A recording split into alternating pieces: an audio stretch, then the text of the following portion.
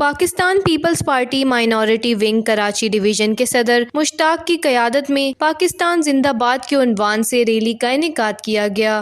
Rally Malir کالا board سے Karachi press club تک نکالی گئی، جس میں مختلف شعبوں سے تعلق رکھنے والے افراد نے شرکت کی۔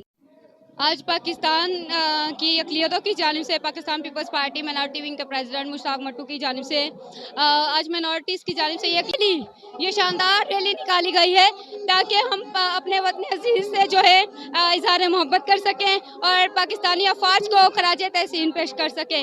آپ نے دیکھا ہوگا کہ یہاں پہ اقلیتی خواتین بھی، اقلیتی بچے بھی ہیں، اقلیتی نوجوان بھی ہیں، اقلیتی بزرگ بھی ہیں۔ صرف اس لیے آج ہم یہاں پر آئے ہیں کہ ہم گجرات کے قصائی مودی سرکار کو بتا سکیں کہ پاکستانی اقلیتیں پاکستان کے ساتھ ہے۔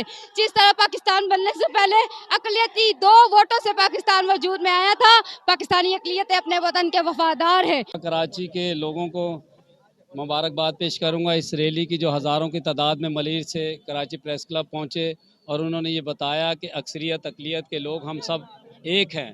جب ہمارے ملک پر کوئی مشکل وقت آئے گا تو ہم اپنے ملک کے ساتھ ہیں، اور آپ نے دیکھا کہ جب ملک پاکستان بن رہا تھا، جب بھی ایس پی سنگھا صاحب اور وہاں سے آوازیں آ رہی تھی کہ جو مانگے گا پاکستان اس کو دیں گے قبرستان۔